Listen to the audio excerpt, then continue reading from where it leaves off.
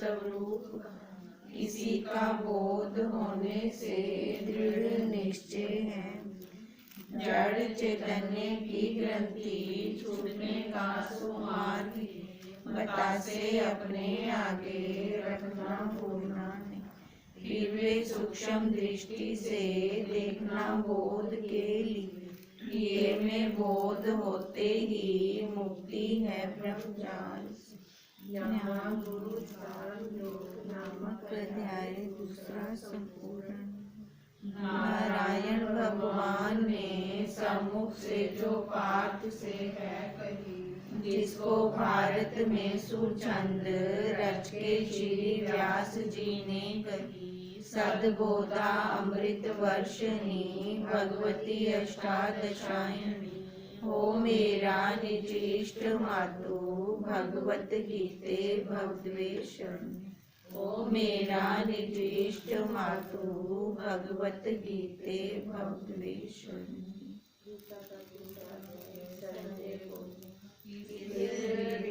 दया युक्त नेत्रों में जल है भरा, डूबा चिंता में लखी के बोले यूं मधुसूदन। श्री भगवान बोले, विरोधी स्वर्ग का पाठ अनार्य प्रिय मोह, सुकीर्ति मेटने वाला क्यों आया है तुझे यहाँ। ना मर्दी छोड़ दे पाठ, शोभा देती नहीं तुझे। त्याग के शुद्ध वृत्ति ये, खड़ा हो जा सब कर्म। अर्जुन बोला, मधुसूदन मैं कैसे युद्ध में भीष्म द्रोण को करूं प्रहार, ये योग्य पूजा के अरिसूदन। ना मारते श्रेष्ठ गुरुजनों को, भिक्षावृत्ति है यहाँ लाभदायी। मारूं गुरु तो रज से लपेटे, वे काम भोगार्थ यहीं मिले। जानू ना मैं इनमें श्रेष्ठ क्या है, मैं जीतता हूँ अथवा ये मुझे ही। जीना नहीं कौरव मार के वे, हैं सामने रण के हेतु। अज्ञान के दोष ये समाये, भूला हूँ मैं धर्म सो पूछता हूँ। होवेगा जो श्रेय स्थायी, कहो सो मैं चेला हूँ आपका बोध देने। यहाँ मिले राज्य मुझे मही का, समिंद्र इंद्रासन देवताओं का। तथापि ये इंद्रियां दाहकारी, कैसे मिटेगा भरम मोह भारी। संजय बोला, कह के कृष्ण से ऐसा, गुडाकेश परम तप। करूँगा मैं नहीं युद्ध, रथ में चुप हो रहा। मध्य में दो दलों के ही, दुखी अर्जुन देख के। हे राजन कृष्ण जी बोले, मुस्कुरा के सुवाक्य। श्री भगवान बोले, ना सोचना जो सो सोचे, शब्दों में ज्ञान गा रहा। जीवतों की मरे इनकी, ज्ञानी चिंता नहीं करी। पूर्व में मैं नहीं था क्या, क्या तू राजा ना थे कभी। किंवा ये सब ही आगे, ना होंगे यह भी। देही को देह में जैसे, बाल्य यौवन है जरा। वैसे देहांतर प्राप्ति, ज्ञानी जाने फंसे नहीं। मात्रा स्पर्श है दाता, शीतोष्ण सुख दुख के। अनित्य आते जाते हैं, सहते जाओ भार। सुख दुख एक सा ही माने, जो धीर अर्जुन उसे व्यथा ना देवे। ये मोक्ष के योग्य है वही, कभी दिखे नहीं मिथ्या।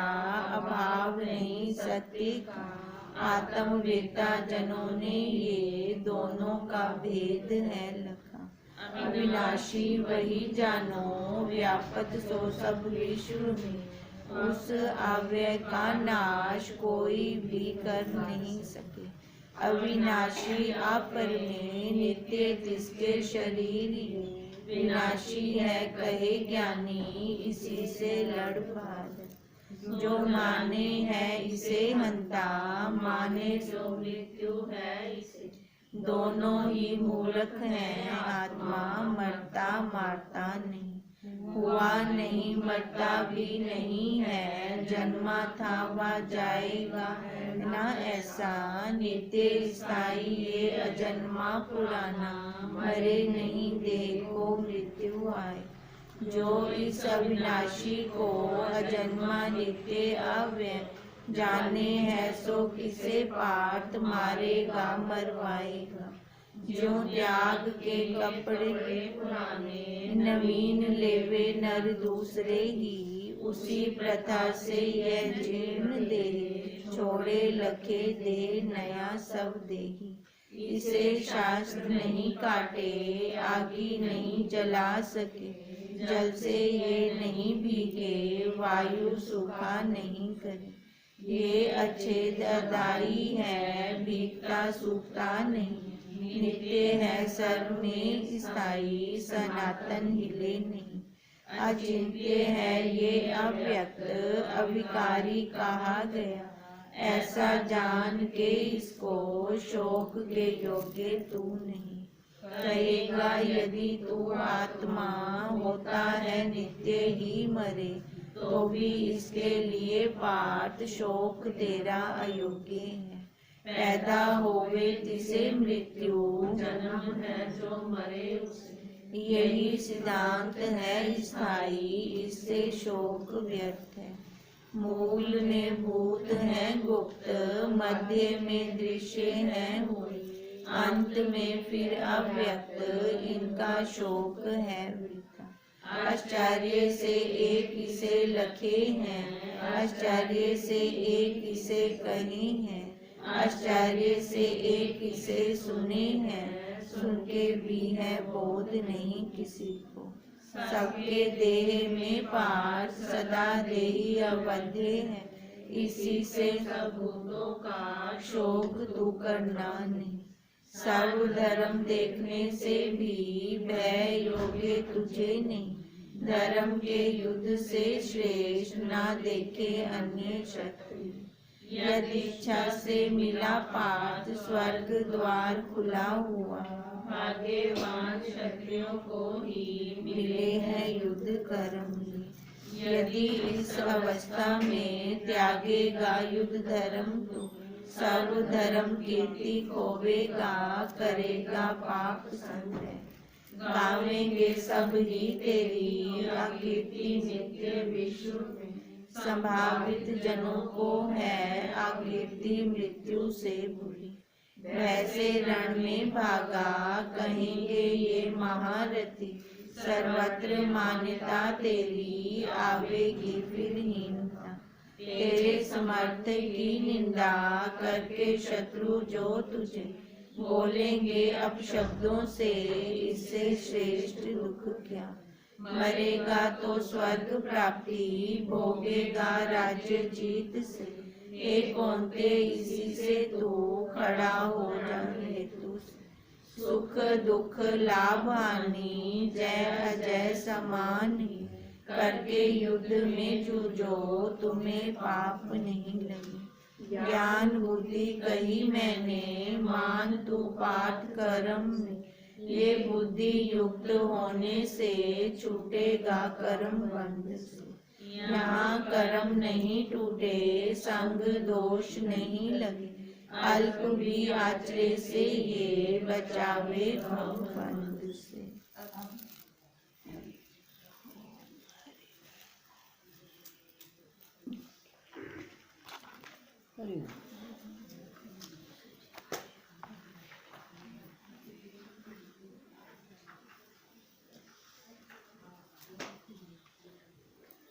कल हमारा चल रहा था स्वप्न का और जगत का भी। स्वप्न जैसे मिथ्या है, ऐसे जगत को भी मिथ्या कहा गया।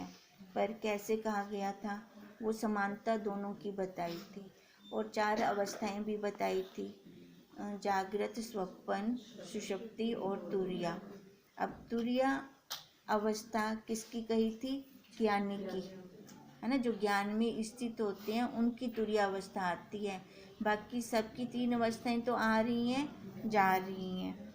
अब इसलिए कह रहे थे, इससे सिद्ध हुआ कि केवल तत्व ज्ञानी ही जागता है, अन्य सर्व लोग स्वप्न में है।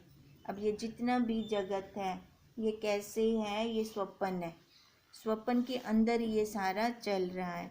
स्वप्न अवस्था में वस्त्र मलिन होने का कारण यह है कि स्वप्न दो प्रकार का होता है, एक सूक्ष्म और दूसरा स्थूल। स्थूल मतलब उसकी क्रिया हो जाती है स्थूल में, उस स्वप्न की। अब कई बार हमें देखो, जब स्वप्न आ रहा होता है तो हम उसके साथ इतना मिल जाते हैं कि कई बार हंसने की आवाज़ें स्थूल शरीर में आ रही होती हैं, बाहर साथ में सोया बड़ा होता है वो हिलाता है हमें, या रोने की आवाज़ आ रही होती है, होता है ना ऐसा। अब ये क्या कह रहे हैं कि स्वप्न दो प्रकार का होता है, एक सूक्ष्म वाला, एक स्थूल वाला। अब जो भी प्रतिक्रिया होती है, अब जैसे उन्होंने बोला कि स्त्री का जब संग किया तो स्वप्न में, पर उसका कपड़ा खराब हो गया। अब देखो, अब वो उसकी स्थूल क्रिया हो गई उसमें, है ना, स्थूल शरीर के साथ जुड़ के उसने किया। एक सूक्ष्म और दूसरा स्थूल। सूक्ष्म वह है जिसमें केवल सूक्ष्म व ज्ञान इंद्रियां काम करें। सूक्ष्म शरीर कितने तत्वों का बना हुआ है? 17 तत्वों का बना हुआ है। और जिसमें स्थूल व कर्म इंद्रियां भी काम करें, अर्थात स्थूल स्वप्न वह है जिसमें कर्म इंद्रियां, है ना, कर्म इंद्रियां और ज्ञान इंद्रियां जिसमें काम करें, जिसमें स्वप्न के चिन्ह जागृत अवस्था में प्रकट हों। स्थूल में स्वप्न में जागृत चिन्ह हो गए ना, प्रकट हो गए उसमें। अब कहते हैं, इसका अर्थ यह है कि धातु से वस्त्र का मलिन होना, मुंह से बोलना, उठकर बैठ जाना, शब्द करना, भयभीत होकर हाय हाय करना, प्रसन्नता में आकर हंसना, शोकातुर होकर रोना इत्यादि कर्मों से जो स्थूल शरीर के अंगों से होते हैं। अब ये क्वेश्चन हमारा क्या था? क्वेश्चन को ध्यान में होगा ना तभी आंसर समझ में आएगा। अब क्वेश्चन क्या चल रहा था कि स्वप्न में, है ना, संग तो स्त्री का उसने स्वप्न में किया, पर उसका कपड़ा तो जागृत अवस्था में खराब हो गया ना, स्थूल शरीर में खराब हो गया। अब ये क्या निचोड़ निकाला? पहले तो उन्होंने हमें ये दिखाया भी स्वप्न कहते किसको है, क्या होता है, फिर जगत किसको कहते हैं, दोनों में समानता दिखा दी, दोनों ही मिथ्या है। जगत भी मिथ्या है और स्वप्न भी मिथ्या है, क्योंकि दोनों रहते नहीं हैं, जा रही हैं। और वो जगत कहाँ दिखाया? अपने अंदर, मन में। हमारे वो संस्कार ही तो हैं, वही भाव ही तो हैं जो हम अपना संसार खुद बना रहे हैं। अब उन्होंने स्वप्न को फिर कैसे खोला कि ये दो प्रकार का स्वप्न है, एक स्थूल और एक सूक्ष्म। अब जो प्रतिक्रिया होती है वो कहाँ होती है? सूक्ष्म में। अब सूक्ष्म में वो कर्म इंद्रियां, ज्ञान इंद्रियां काम कर रही होती हैं, है ना, कर्म इंद्रियां भी तो चाहिए ना। अब बाकी जो स्थूल है वहाँ पे कर्म इंद्रियां आ गई सारी। अब कर्म इंद्रियों के साथ उसने संग किया तो वहाँ पे उसका कपड़ा खराब हो गया। अब इसलिए कह रही हैं, जो हम ये उठ के बैठ जाते हैं या स्वप्न में बोलते हैं, ये सारा स्थूल शरीर की प्रतिक्रिया है ये वाली। अथवा जागृत में जिसका चिन्ह प्रतीत होता है, इनसे स्वप्न अवस्था की सत्यता सिद्ध होती है। अब जागृत में उनका चिन्ह प्रतीत हुआ तभी तो हमें वो सत्य लगा। अब इसलिए कहा है कि इससे स्वप्न अवस्था की सत्यता सिद्ध ना होते हुए भी फिर भी हमें उसका भान रहता है। होता नहीं है स्वप्न वाला, कुछ भी नहीं होता स्वप्न वाला, फिर भी तो हमें भान रहता है ना, स्मृति रहती है ना स्वप्न की जब हम आते हैं। अच्छा, अब देखो, अब जो हमारे घर में थे, है ना, दादाजी थे या और जो भी थे, अब उस काल में वो कैसे सच्चे थे? जिस काल में वो प्रेजेंट थे, हमारे पास थे, स्पर्श भी करते थे हम उनको, तो उस टाइम वो कैसे सच्चे थे? और अब वो नहीं है, तो अब क्या है? उनकी स्मृति। स्मृति का है खाली भावों में, अपनी वृत्ति में है वो स्मृति। अब है तो पड़ी, अब उस काल को देखें और इस काल को देखें, कहाँ गए वो, किधर गए और कैसे वो लय हो गए। अब जिस काल में थे एकदम सच्चे और पक्के थे, अब कुछ है नहीं, उनका नामो निशान भी नहीं है, पर वो स्मृति के द्वारा हमारे पास है। इसलिए कहते हैं शरीर के नाम से, जो उसका खुद का नाम होता है, शरीर का आकार, उसके नाम से जो नाम है वो ज़्यादा रहता है, शरीर वाला आकार नहीं रहता ज़्यादा। नाम देखो अब भी चल रहा है, उनका चल रहा है ना, उस शरीर का जो आकार का नाम था वो अब भी है, पर आकार नहीं है। तो अब वो क्या हो गए फिर, स्वप्न। अब यहाँ से स्वप्न हमें और ज़्यादा क्लियर हो जाता है। वो लॉन्ग टाइम का स्वप्न था जिस काल में अब ये आकार बैठा है, तो अब सच्चा और पक्का लग रहा है। जब ये नहीं होगा आकार, अब इस आकार की फिर क्या होगी, स्मृति होगी भावों में, और क्या होगी। अब इसका मतलब ये लय की तरफ जा रहा है। अब जाते जाते एक दिन ये पूरा हो जाना है।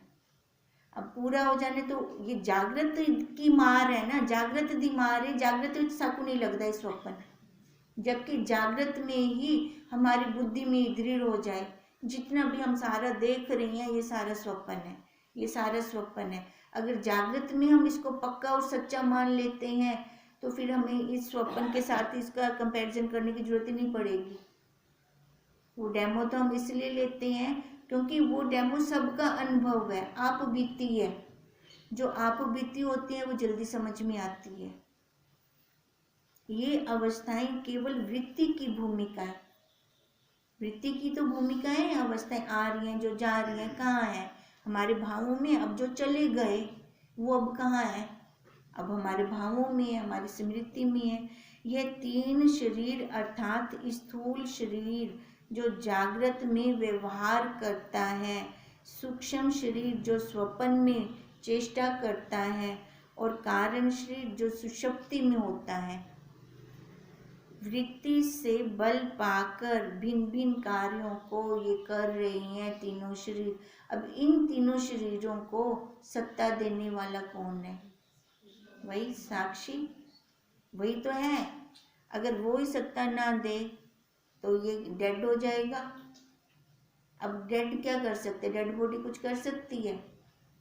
फिर देखो हम इस शरीर को जो प्रेजेंट में अब भी शव है ये, पर हम इसको कितना सच्चा और पक्का मानकर कैसे अहंकार करते हैं। अहंकार के कारण, क्योंकि आकार दिखता पे तो अहंकार अपने आप आ गया। अहंकार कहाँ है, आकार में ही तो है। अब अगर ये आकार ही ना रहेगा, अब जो जवानी वाली अवस्थाएं देखो, जो बुजुर्ग होंगे जवानी में कितना अहंकार, मैं तो इन्ना कुछ करके दिया, मैं तो इन्ना कुछ, अपनी वर्गी तड़क के कुछ समझ देगा नहीं। बुढ़ापे में आके थोड़ा ढल जाते हैं, फिर वहां पे पता है ना अब एक एक की जरूरत पड़ेगी काम के लिए। अब जवानी में भी वही, बुढ़ापे में भी वही, पर दोनों में अंतर कितना, अंतर है कि नहीं है। दोनों अवस्थाओं में देखो अंतर कितना। और अंदर बैठा साक्षी वो भी सेम है, वो भी नहीं बदला। पर उस टाइम जो आकार, कोई सोचता थोड़ी है मैं भी बुढ़ा थी सा। अगर ये भाव पहले ही आ जाए कि यही अवस्था सब पे आनी है, तो जवानी में अहंकार किसी को होगा ही नहीं अपने आकार के ऊपर। पहली बात तो उनको ये आकार भी नहीं लगता, उनको क्या लगता है ये सच्चा है एकदम, अपना नाम, अपना रूप, अपना आकार कितना पक्का पक्का लगता है। उस टाइम ये ध्यान में आता है कि मैं भी कभी इतनी बुजुर्ग होगी सोटी लेके चलूंगी, आता ही नहीं है, सोचते ही नहीं है, आगे तक जाते ही नहीं है। अगो तक ब्याह चले वे सू, पर आपने कितने ग्रहण करना सोचूं अपना बोला मैं तो इवें रासा मैं तो ऐसे कैसे ही रहूंगी। अब इसी कारण से ही तो वो अहंकार होता है। अब जब ये अवस्थाएं आती जाती हैं, फिर वो अहंकार भी धीरे धीरे जाता है, पर सबका नहीं जाता, कईयों का तो और ज़्यादा बढ़ जाता है। बुढ़ापे में आते आते, बुजुर्ग शरीर होते होते और ज़्यादा उनका अहंकार बढ़ता जाता है, क्योंकि जवानी में उनके हाथ में मलकियत होती है ना, बुढ़ापे में वो रहती नहीं। फिर अंदर से कितना उनको कचोटता रहता है वो, पहले तो सारा कुछ मेरे को पुछते कर दिया, हुण तो मेरे को पुछदे नहीं, हुण तो मेरी सुनते नहीं। अब देखो जो ज्ञानवान होगा ना वो कहेगा बहुत अच्छी बात है, अपनी रिस्पॉन्सिबिलिटी आप समझें, आप संभालें तो अच्छा ही है। आज तक हम किसी का पेट भर सके? किसी का भी नहीं भर सके। वो तो इसी इंतजार में आएंगे, मैं तो बने दे थक गई, पेट भरदे थक गई, आओ नूरानी तू चाबियां सांप तू भर होने के पेट सारे अंदर। वो देखो वो तब जाके होगा, पर किसका होगा? जिसने ज्ञान को लिया होगा, अपने अंदर ढाला होगा ज्ञान को, वो बहुत जल्दी छोड़ देगा। कल भी हमारा यही प्रसंग बार बार चल रहा था। छोड़ने में जाता क्या है? छोड़ने में जाता क्या है? छोड़ दें, खाली छोड़ना ही तो है। अब छोड़ने से हमें इतनी कीमती वस्तु मिलती है, खाली अपनी पकड़ छोड़ने से इतनी कीमती वस्तु मिलती है हमें, तो घाटा क्या है? घाटा है अपनी अकड़, अपनी पकड़ ये छूटने में नहीं आती। अपनी बंद मुट्ठी नहीं हम खोल पा रहे।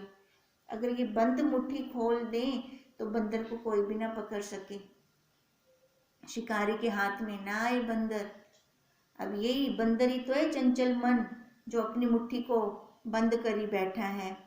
सूक्ष्म शरीर जो स्वप्न में चेष्टा करता है और कारण शरीर सुषुप्ति में होता है, वृत्ति से बल पाकर भिन्न भिन्न ये कार्य कर रहा है। जिससे बल पा रहा है उसी को ही नहीं पहचान रहा, उसी को ही वो छोड़ रहा है।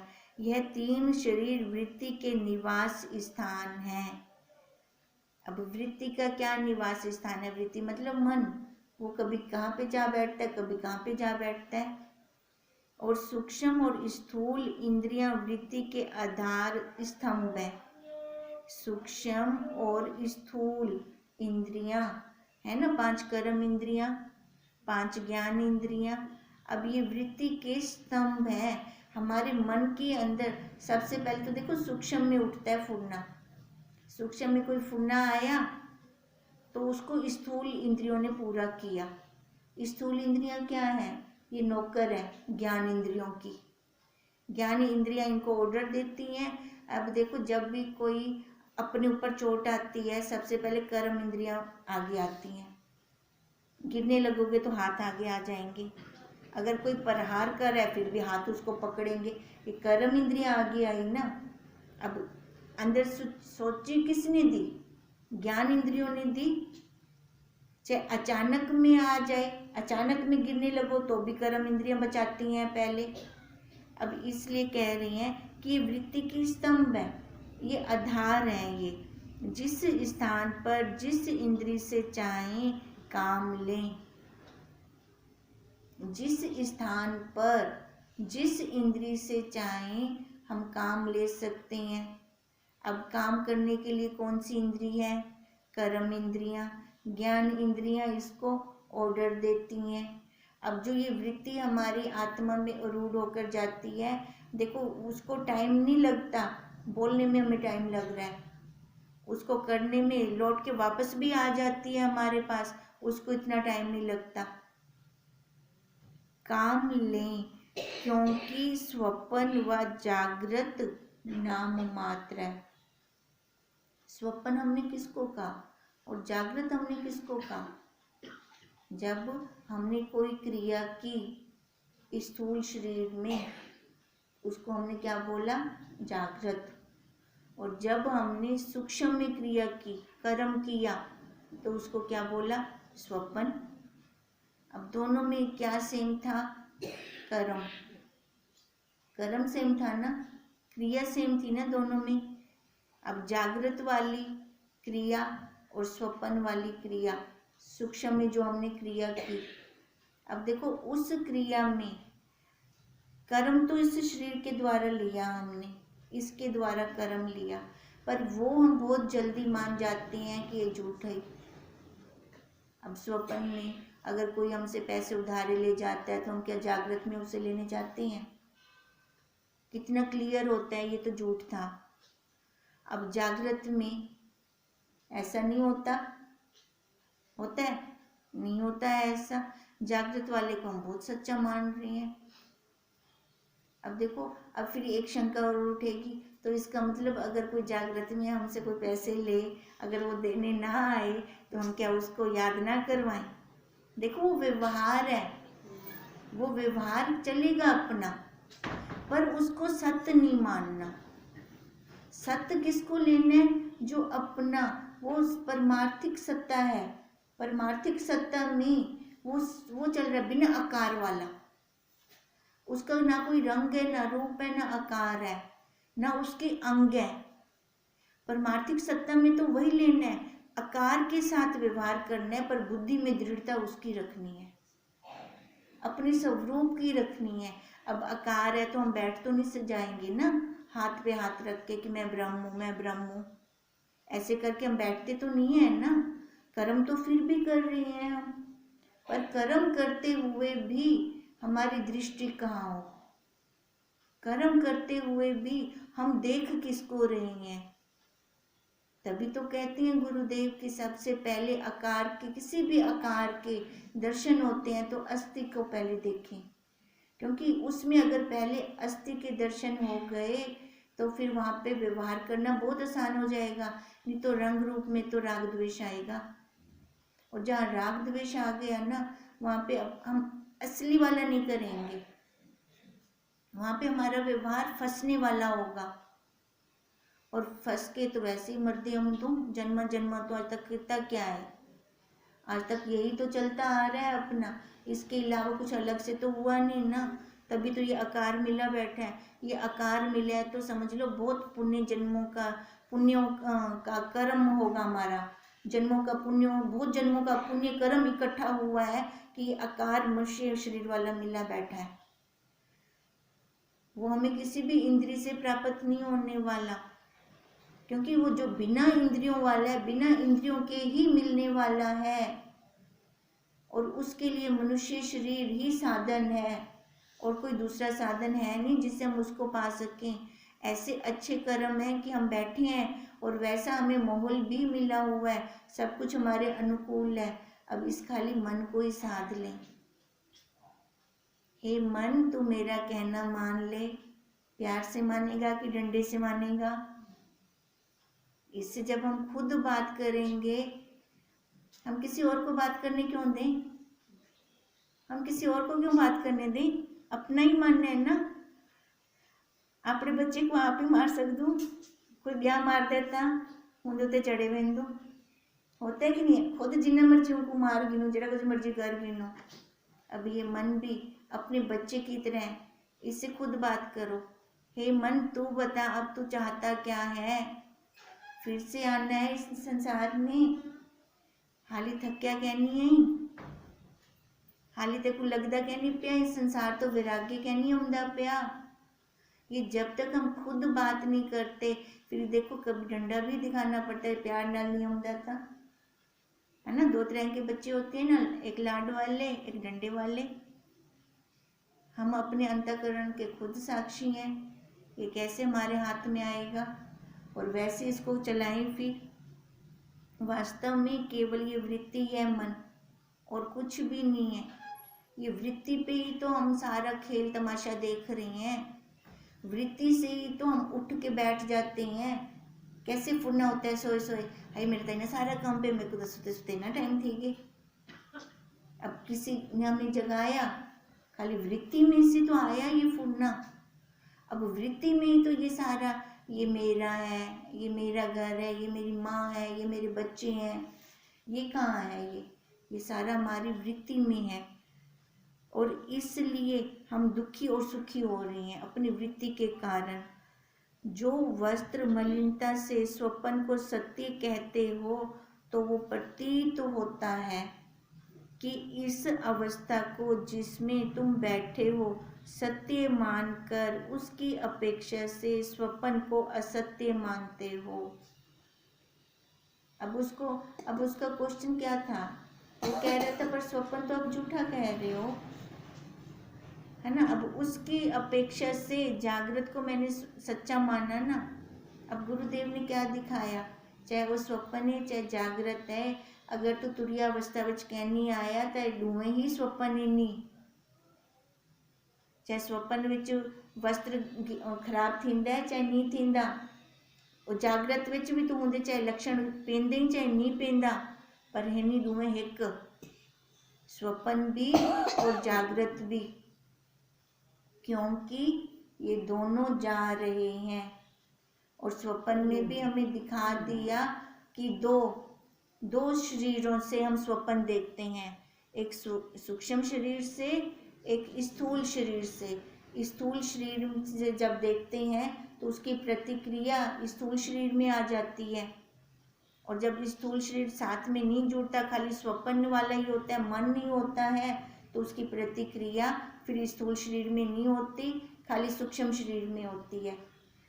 पर ये दोनों क्या है, चाहे वो जागृत है चाहे वो स्वपन है, हैं दोनों मिथ्या।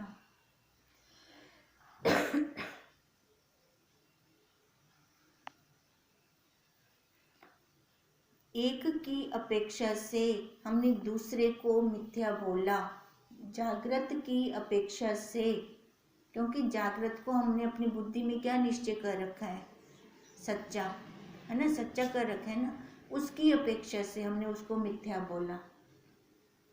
ऐसे नहीं तुम्हारी अवस्था जिसमें तुम खाते पीते चलते फिरते बैठते सुनते स्त्री का संग कर बच्चे उत्पन्न करते हो, यह भी वृत्ति की कल्पना और स्वप्न के ही तरह है, ये सच्ची नहीं है, ये भी हमारी कल्पना है। अगर वो सच्चे होते तो जो हमारे घर के चले गए वो ना जाते, वो वैसे के वैसे ही रहते। अगर ये सच्चा होता तो ये आकार ना बदलता, ये आकार वैसे का वैसे ही रहता, पर बदल रहा है, बदल रहा है, बदल रहा है, सारा कुछ बदल रहा है। बदला तो खाली वही ना बदला जो सत्य था, वो सत्य अपना स्वरूप है, वही हम है, वो अपना आपा है। अब उस आपा के दर्शन हम कैसे करें, पहले तो सबसे पहले इधर दिखे, अपने अंदर दिखे। अगर अंदर दिखता है तो वो विधि पक्ष से मैं ही आत्मा हूं, वही मैं हूं और वही बाहर है सारा। अब जब ये दृढ़ता अपने आप पे होती है कि मैं वही हूं, तो बाहर दूसरा कैसे हो सकता है, जब है ही एक, दो तो है ही नहीं उसमें, उस सत्ता में दो हैं क्या। एक जंगल में एक ही शेर रहता है ना, अब वो सत्ता ही खाली हिक दी हिक के इकलौती है, या कोई है ही कहना, पूरा विश्व, चारों खानियां, 84 लाख योनियां उसके अंडर है, वो सबका माई बाप है। तो ये दूसरा मैं कहां से बन के बैठ गया। है विचित्र बात कि हम सारे बन के बैठे हुए हैं, और जिस पे बन के बैठे हुए हैं अधिष्ठान वही है, पीछे सबका अधिष्ठान वही है। अगर वो ही ना हो तो हम बैठ सकते हैं, कुछ अहंकार कर सकते हैं इस आकार के ऊपर। अगर ये आकार अहंकार करता अपने आप, उसकी सत्ता की इसको जरूरत ना होती तो मुर्दा भी करता। वो सोया क्यों रहता, उसके ऊपर मक्खी बैठ जाए, बर्फ पे सुला दो उसको, कुछ असर होता है उसको। अभी से ये दिखे, अभी से ये दिखे, ये मुर्दा है, इसको चलाने वाला अंदर ड्राइवर कोई और है, उसकी अनुभूति अभी से हम करें। ये हमें ये जागृत और स्वप्न क्यों बता रही हैं, क्योंकि स्वप्न का डेमो लेके हम उसको मिथ्या कहते हैं, अभी से ही इसको मिथ्या बोलें, क्योंकि जागृत में हम फंसते हैं। जागृत में वो पुरुष कहाँ आके बैठ जाता है, नेत्रों में, नेत्रों से जो देख रही हूँ वो तो सच्चा है।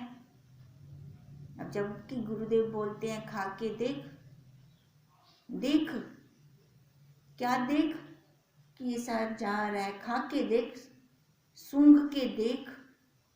अब मैं सूंघ के देखने वाली हूं, है ना। वो गवाहियां मत दे अपनी इंद्रियों की, जो हम गवाहियां दे रहे हैं, मैंने तो अपने कानों से सुना है, तू सुन किवें सकती है, पहले ये तो दस, तेरे को है ही नहीं पावर कि तू सुन सके। अब जिससे सुन के देखा वही मैं हूँ, वही सहारा है, पूरे जगत में वही है। ऐसे जब अनुभूति करते हैं फिर जाके उसका प्रत्यक्ष दर्शन होता है हमें। जब प्रत्यक्ष दर्शन होता है ना किसी चीज को, उसको हम सत्य मानते हैं ना।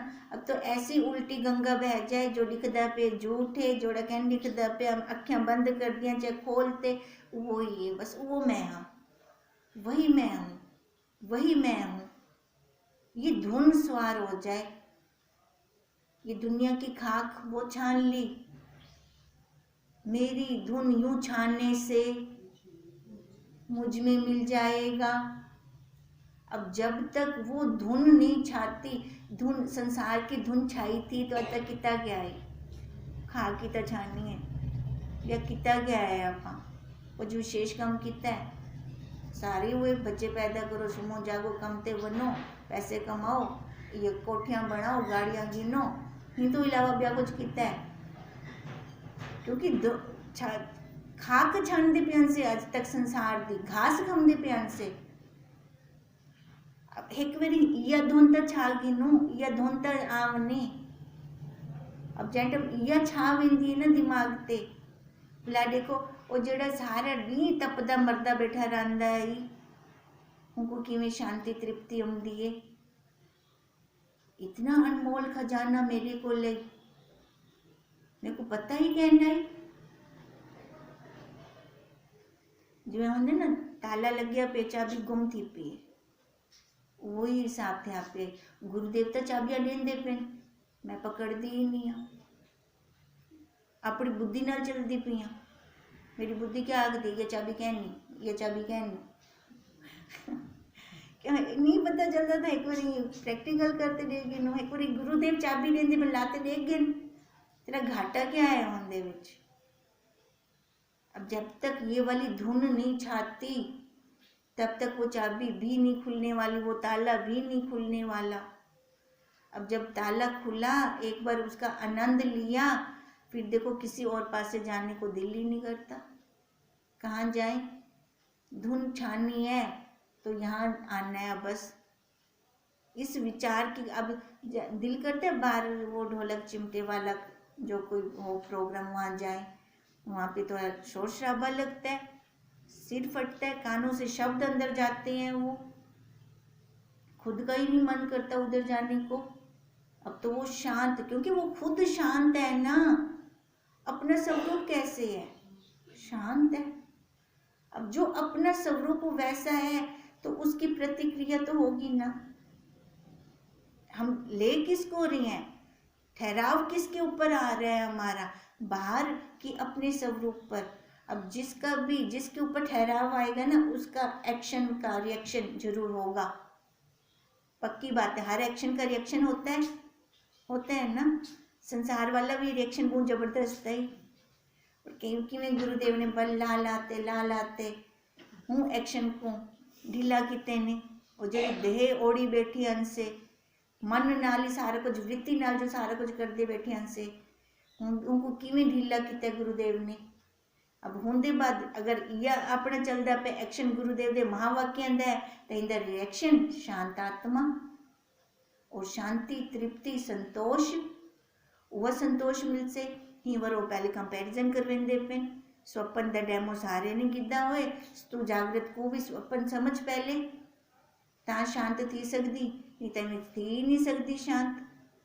क्योंकि जागृत विच जड़ा साड़ी बुद्धि क्या कैच कर दिंदी, फटाफट उनका फोटो खिंच गिंदी है, नाल दे नाल उनको कट दे, ये सच्चा कहनी, ये झूठ है, ये झूठ है, ये झूठ है। इवें करते करते ओ मेरी ओ आत्मा, अंतर आत्मा, ओ सत्य उनका अनुभव थींदा है वाला, उसकी अनुभूति होती है। वो इतनी छोटी सी इतने बड़े तबूत को कैसे चला रही है, उसकी फीलिंग आती है अंदर से, खुद को महसूस होता है। वो जब वो महसूस होता है, बाहर क्रिया हो रही है, आकार है, ये काम कर रहा है, पर वो करवा रहा है। अगर वो ना हो तो एक हाथ भी ना हम हिला सकें, तो इसका मतलब ये जगत है। अब जगत मैंने बाहर नहीं देखा, कहाँ आके रुकी मैं, इस शरीर पर ये जगत है, आज तक जिसको मैं सच्चा मान रही थी यही मिथ्या मानना है। अब हमें है ही मिथ्या। झूठ को झूठ मनण विच क्या मुसीबत है।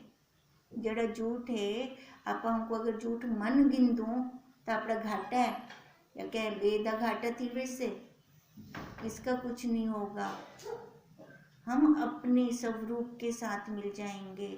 जैसे वो छोटी छोटी नदियाँ समुद्र में जाके मिल जाती हैं तो वो क्या बन जाती हैं, समुद्र। उनका नाम रूप गया ना। अब ये नाम रूप आकार गालण है ये गल से किवें जड़ा अहंकार है ना ये आकार विच वो ही छोड़ दो। खोल दो मुट्ठी, दोनों हाथ खोल दो अपने। अब दोनों हाथ खोलते ही अपना स्वरूप वो सामने आ जाता। वो कहीं गया ही थोड़ी था जो मेरे को लाना पड़ेगा, उसको पकड़ के कहीं से लाना पड़ेगा, ऐसा तो नहीं है ना। हम ही बाहर निकल गए थे वृत्ति के द्वारा, हम बाहर ढूंढ रहे थे, चमक में आ गए थे। रोल्ड गोल्ड की चमक हमें लुभाने लग गई। अब वो जो रोल्ड गोल्ड की चमक थी, जब उसकी पोल खुली तो देखो कहाँ से कहाँ आ गए। फिर अपने स्वरूप में आते कोई देर थोड़ी लगती है, खाली वैराग्य आना चाहिए बस। वैराग्य इस बात का जो ये मेरा शरीर है ये भी सच्चा नहीं है, सामने वाले जितने भी आकार हैं उसमें बच्चे भी आकार में आ गए, पति भी, घर परिवार भी, सारा कुछ ये सारा झूठ है। सत्य तो मैं हूँ, बस एक वो जो इस शव को चला रहा है। अब ऐसी बुद्धि में जब दृढ़ता होती जाएगी तो देखो ये जो हम कल्पना करते हैं ना, कल्पना से भरम घूम रहे हैं, आज तक भटक रही हैं, तो ये भरम हमारा खत्म हो जाएगा, उसकी पोल खुल जाएगी। ये स्वरूप इन सर्व अवस्थाओं से न्यारा है ये वाला अपना स्वरूप सब अवस्थाओं से न्यारा है। अब न्यारा क्यों कहा गया, क्योंकि जैसे आकाश ने सबको अवकाश दे रखा है पर है भी सबसे असंग। अब ये आकाश ना होता तो हम यहाँ बैठ ही नहीं सकते थे, ये आकाश ना होता तो वाणी कुछ बोल भी ना सके और कानों के द्वारा श्रवण भी ना हो सके। अब उस आकाश ने जैसे सबको अवकाश दे रखा है और है भी सबसे न्यारा, और कैसा है, सर्व कर्मों से शुद्ध है और ज्ञान मात्र है। जितनी मर्जी आंधी तूफान चले, कभी हमने आकाश की डस्टिंग की? डस्टिंग किसकी करनी पड़ती है? जो दिख रहा है आकार की करनी पड़ती है, तो कहाँ ही डस्टिंग थी है इस आकार की तभी डस्टिंग होती है। अब उसकी कभी डस्टिंग की? अब जबकि था वही, मेन था वही। अब यहाँ से देखो, अब जिनकी बुद्धि में ये बैठ जाता है सवेरे सवेरे मैं धांते ही बासा हूँ, मैं बह ही नहीं सकती, ओला देखो कि डस्टिंग कर देनो कि आकार दी डस्टिंग कर दें। कितना टाइम चलिया वेंदे हूँ आकार दी डस्टिंग करने विच।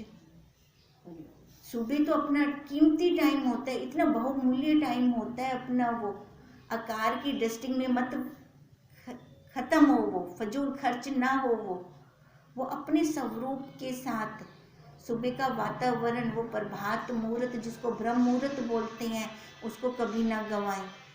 क्योंकि अगर वो ऐसे चली गई बाद में तो सबके फुरने शुरू हो जाएंगे, कौन बैठने देगा हमें। पहले एक बार उसके साथ तो मुलाकात कर लें, वहाँ से चार्जिंग तो ले लें, फिर ये काम करेगा ये भूत।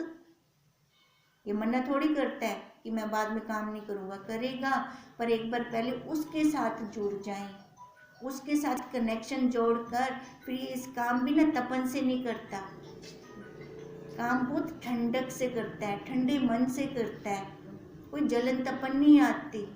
अब जिस दिन ये उठता नहीं है ब्रह्म मुहूर्त में, उस दिन का भी अनुभव होगा कैसे अंदर से खिज चढ़ रही होती है, उधर से ललक होती है अपने काम करने की, पर ये दुनिया वाले संसार वाले बैठने नहीं देते। ला लगता है पुत्र घेन हों तो मजे आकार को सुलाया पे आवी ना, और घेन तो मजे होने वाला। फिर देखो फिर उस टाइम कैसे अपने अंदर से भाग चल रहा होता है फिर। अब इसलिए कहते हैं इस आकार की डस्टिंग को बाद में नहा लो, मना थोड़ी है बाद में नहा लो, पर वो ब्रह्म मुहूर्त का टाइम नहीं वेस्ट करना चाहिए। क्योंकि उस टाइम में कितना खा जाता है ये आकार की डस्ट मिला के, गंदा कहना थी इससे, फिर गंदा नहीं होता, हो तो जाता है ना। अब उठ के कुर्ली करो, है ना, इसको जितने जरूरत है उतना इस पे टाइम लगाओ, ज्यादा वाला मत लगाओ। फटाफट आ जाओ अपने मंदिर में या अपने आसन में, मन के अंदर जहाँ बैठे हो वहाँ उठ के अपने मन के अंदर, पर इतनी सजगता भी हो कि वो नींद वाले झोंके ना आए। पता नहीं चलता ना कब इसको फिर वो तंद्रा आनी शुरू हो जाती है, तो भी काम नहीं बनेगा अपना, है ना। ये सजगता का सौदा है। जो देखो यहाँ पे हमें पैसे नहीं देने बिल्कुल भी, सौदा कह रही है ना, इसका मूल्य क्या है? सजगता, खाली सजगता रखनी है। अगर हम सजगता रखेंगे तो इसको, अपने स्वरूप को बहुत जल्दी पा लेंगे। और ये खाली ज्ञान मात्र है, ये भी नहीं कि हम इसको किसी को दिखा सकते हैं, और दिखाने की जरूरत भी नहीं है। अगर हम बोलेंगे मेरे को ज्ञान हो गया, नहीं हुआ नहीं फिर, क्योंकि ये संसार वाले समझेंगे वैसे भी नहीं। संसार वालों के साथ वैसा ही रहो, पर अपनी बुद्धि के अंदर दृढ़ता रखें। हमारी दृष्टि हर टाइम मूल में हो, उसके साथ जुड़े हों। और आकार है तो व्यवहार है, बस। अब तो व्यवहार भी कम से कम करो, कम करते जाओ, कम करते जाओ, कम करते जाओ। जितना व्यवहार कम होगा उतने संस्कार कम होंगे। ये संस्कार जो वृत्ति रूप में आ जाते हैं, हमें बैठने नहीं देते, फिर वो निकलते हैं फिर। अब वो संस्कार किसके आएंगे? ये आकार वालों के तो संस्कार होंगे, है ना। यही तो संस्कार हमें तंग करते हैं, आकार वालों के ही।